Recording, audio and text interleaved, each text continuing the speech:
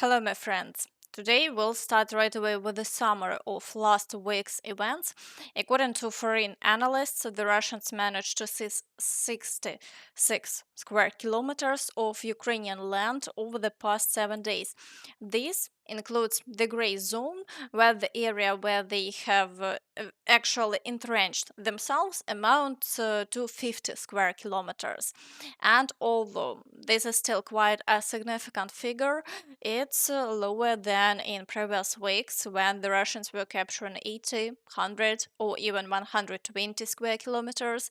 So it's clear that the advance has started to slow down, but unfortunately, it hasn't yet been possible to stop the Russians completely. Meanwhile, Trump has already expressed interest in Ukraine's natural resources. Trump on new US decisions and actions. Appointment of a special representative. Trump has appointed Steve Witkoff as the special representative for Russia and Ukraine and has promised to put an end to the conflict.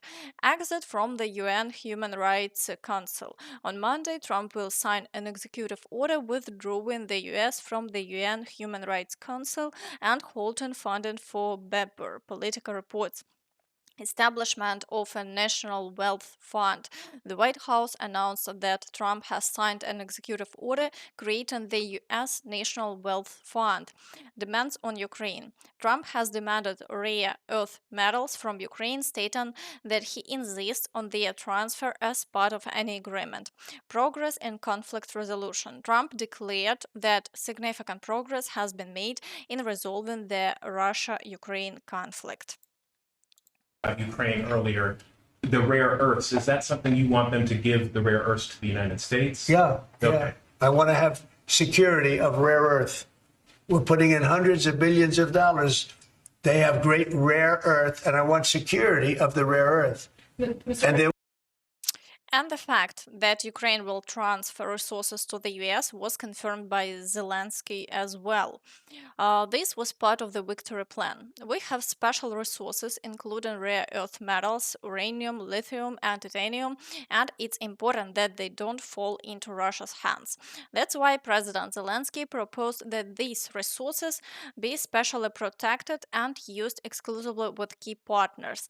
He clarified that security guarantees are needed first to ensure protection of rare earth resources from the Russians.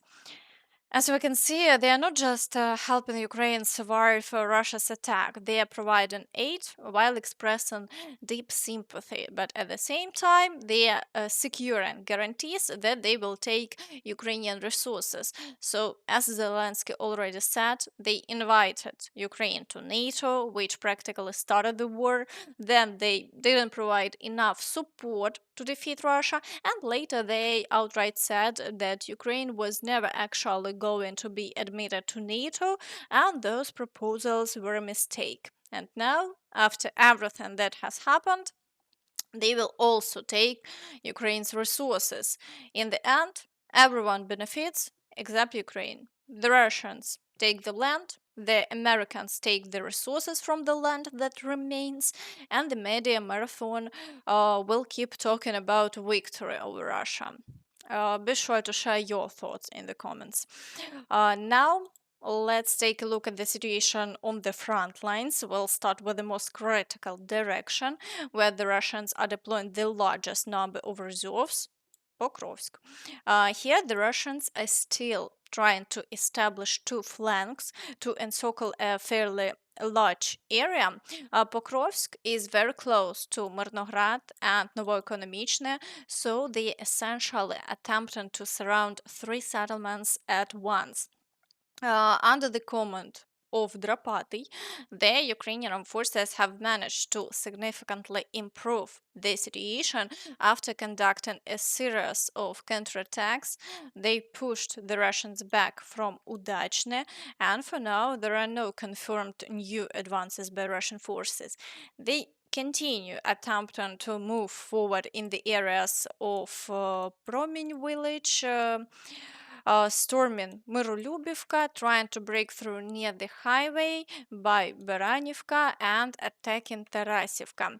Russian military bloggers claim that they have already captured Yelizavetivka and part of Baranivka, but there has been no confirmation of this from the Ukrainian side yet, so we'll have to wait and see how events unfold.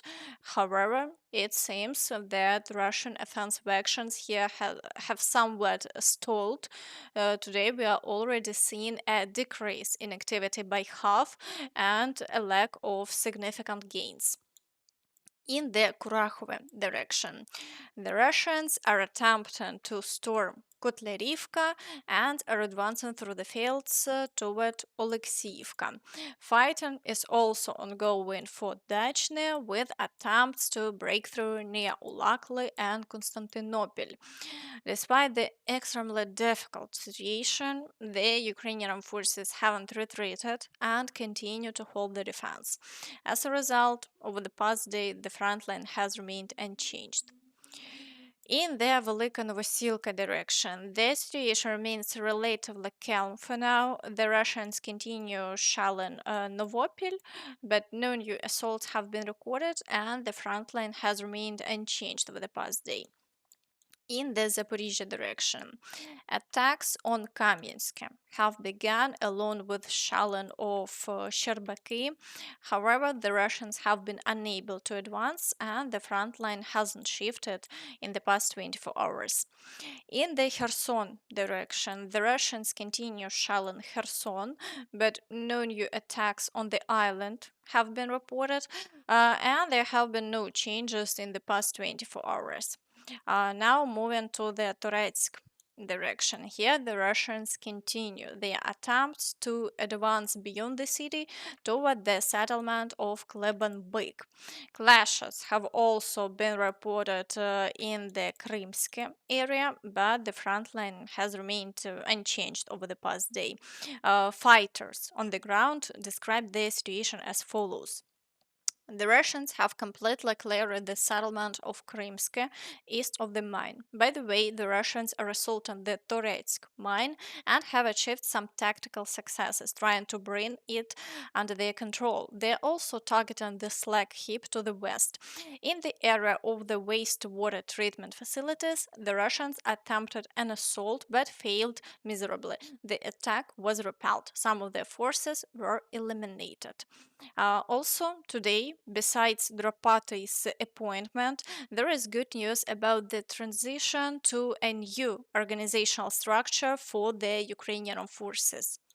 The commander-in-chief reported on the modernization of our army, a plan for transitioning to a new organizational structure and creating corps has already been approved.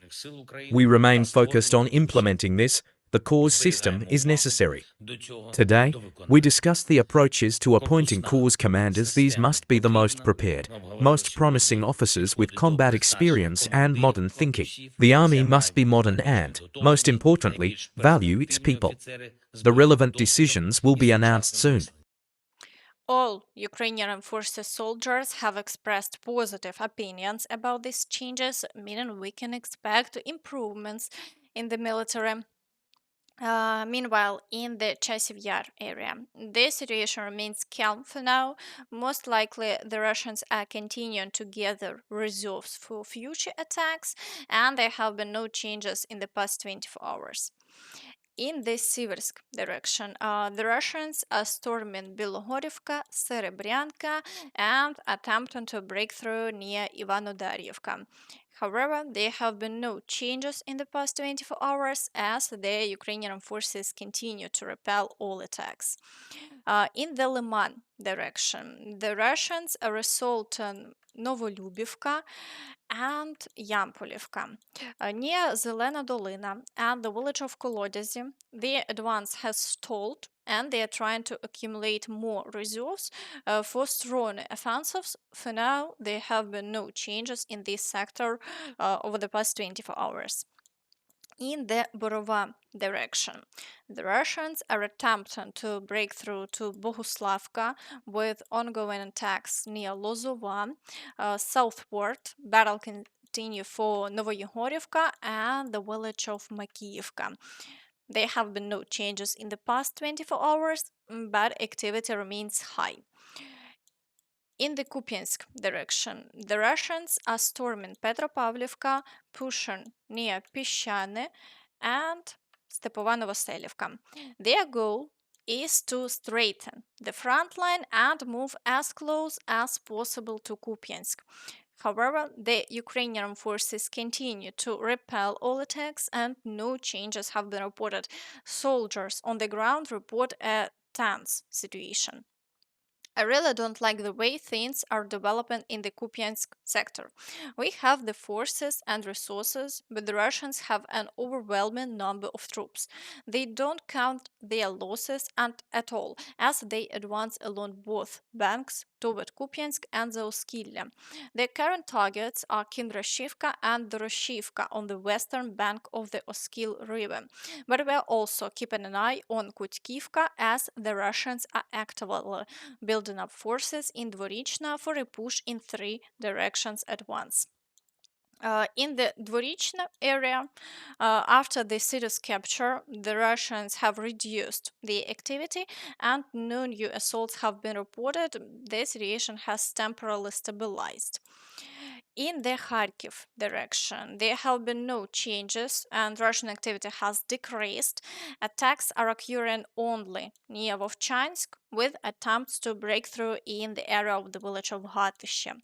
However, they have had no success and the front line remains unchanged over the past day. In the Kursk direction, Russian forces continue their attacks, but activity is relatively low, with 12 assaults recorded in the past day. No territorial changes have been observed, as the Ukrainian forces successfully repel all attacks. It's evident that all Russian plans to liberate the Kursk region have failed, and even their North Korean reinforcements didn't help. Now we wait to see what this territory will be exchanged for in future negotiations. Meanwhile, while Trump is figuring out how to seize Ukraine's resources, Zelensky has stated that a military contingent from other countries should be deployed to Ukraine to ensure security guarantees. I support a contingent, not just UN troops. Ukraine is against deploying any humanitarian mission because we are dealing with Russians. We should bring in real armies from other countries in a specific composition and direction. This can be discussed. We are interested in this as part of security guarantees, but not as the only security guarantee. A single contingent is not enough. Ukraine needs to understand the number and quality of this contingent, the number of professional military personnel, their real presence not just on paper.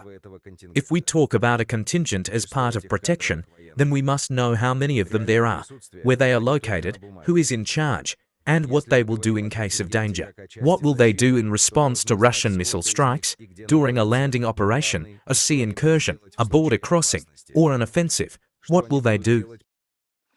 However, everyone understands that Putin is highly unlikely to agree to this, and in that case, the war could only escalate further.